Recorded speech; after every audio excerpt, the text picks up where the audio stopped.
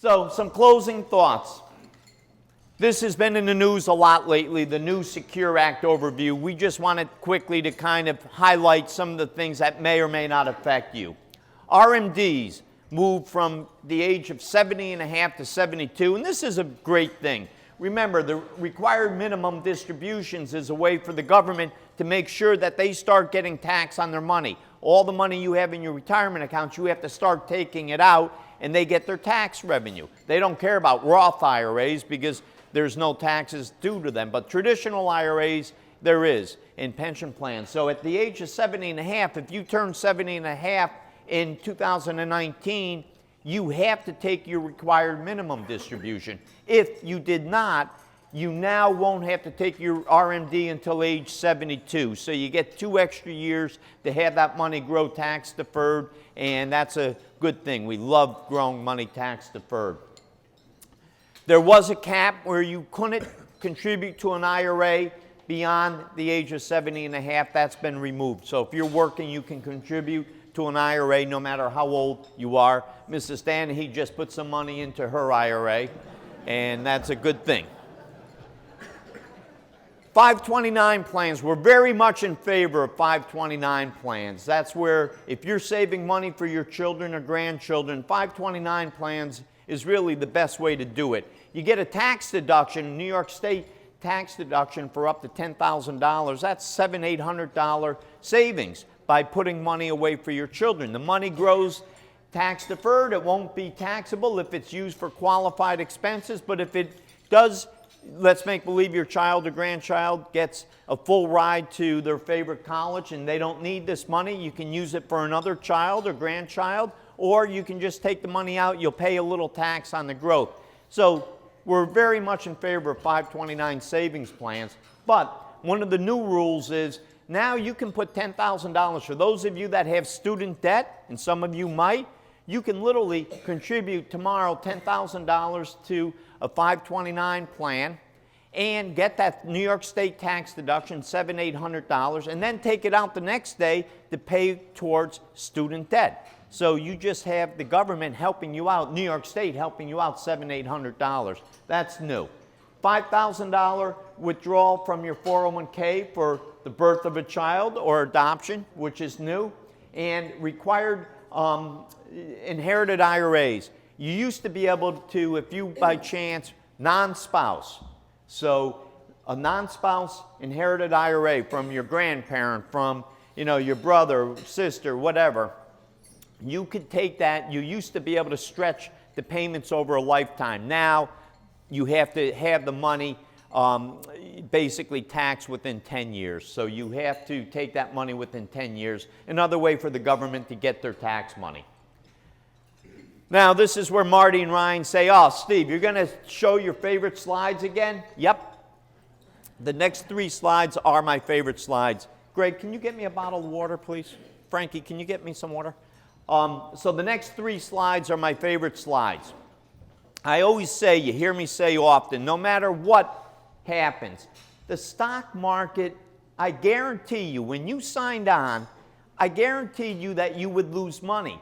Now, when new clients sign on and I say that, they look at me and they say, really, you're guaranteeing me that? I said, absolutely. This way, when you call me because you lost money, you got your statement and you're down in value, I'm going to remind you I guaranteed it. And then it's going to, excuse me for a minute.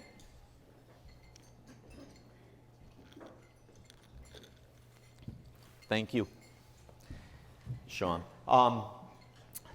I guarantee you're going to lose money. This way, just you remember, oh yeah, stocks don't just go up. They don't continue to go up. There will be another correction. There will be another bear market. No matter what's happened going back to 1900, world wars, regional wars, presidential assassinations, oil embargoes, the Great Credit Crisis, Black Monday, 9/11, and all the other terrorist attacks, the tech boom, the global financial crisis, stocks have always recovered. I don't see that for changing. Stocks have recovered from everything, and this is why I tell investors, over time, stocks really aren't risky. They may be volatile. The slide that Ryan showed you, in any given day, week, month. You could have stocks go up and down, up and down, up and down. That's volatile, but stocks have always recovered, always gone on to make all new time highs like they did today. Market declines are normal. It comes with the territory of investing. This goes over the last 40 years. 30 of those 40 years, the stock market was up. Once again, it just goes to show stocks are up more than they're down. But what this slide shows you is in any given calendar year, peak to trough, high to low, the swing of the stock market is 14%. On the bottom, you'll see, like for instance, 2008, down 38%. Last year, down 7%. The swings, the volatility in the stock market is normal. It comes with the territory.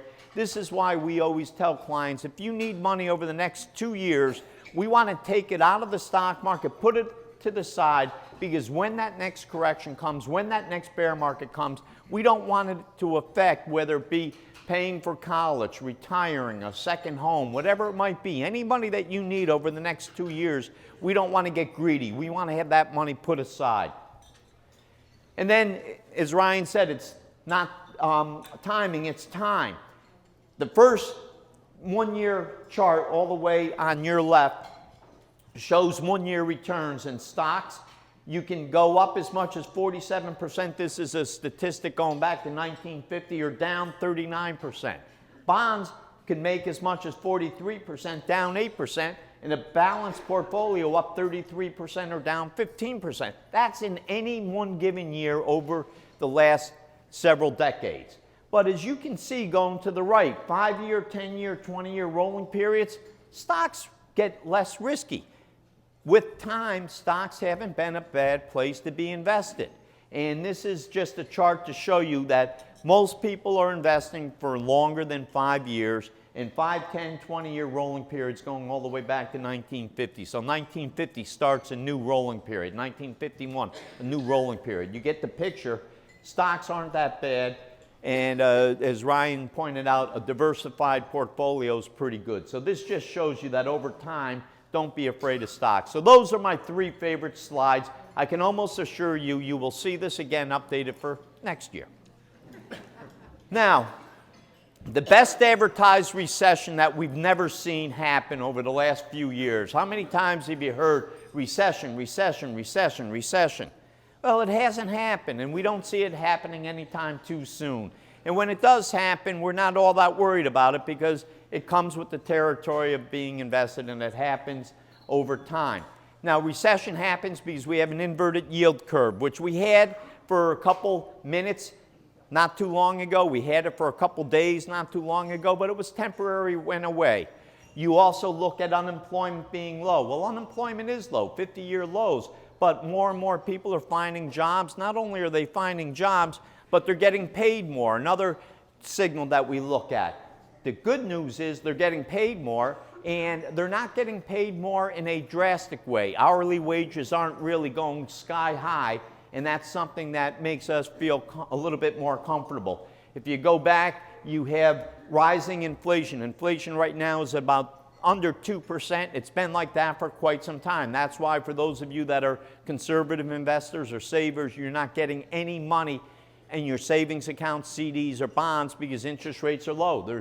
Remember, the Fed raises interest rates when they feel the economy's growing too fast, and they're tapping their foot on the brake. That's not happening. Interest rates have been low to really kind of stimulate the stock market and the economy. And one of the reasons why the market was up so much in 2019 is because the Fed went from their stance in fourth quarter 2018 of raising rates to lowering rates in 2019, and it was a surprise along with a couple other factors. Housing, Marty showed you the housing statistics, leading indicators, basically, not declining, and the big picture gets blurry. So that one slide I showed you, basically, even when we have the next recession, you don't lose money during all recessions. Sometimes you do, sometimes you don't. Once again, it comes with investing. And that's the last slide, and the disclosure, I can promise you, was really good stuff to read, and I'll make sure you get a copy of that. Before we go to questions and answers, our answers, your questions, I just want to say thank you once again. I can't begin to thank you enough for placing your trust in our services. The best compliment you can give us is when you refer friends, family members, peers to us. A lot of you have brought some guests today that you feel could benefit from our services, and as I said, that's probably the best feather in our cap is when you trust us enough to refer somebody that you're close to. So please continue to refer your family, your friends, your peers. We promise we'll take good care of them, and it's important to us. On your table, you'll see a survey. If you can take the time, and please be honest. The more we know about what you like and don't like about these presentations, the better we can change it for the good for next year. So please take the time to fill out the survey. Another thing that we're going to be doing, we haven't done it in a while, is we're going to be doing an overall client survey. So you'll see that in the next near future in your emails. And once again, thank you everybody. Safe travels home. We appreciate you being here tonight. Enjoy.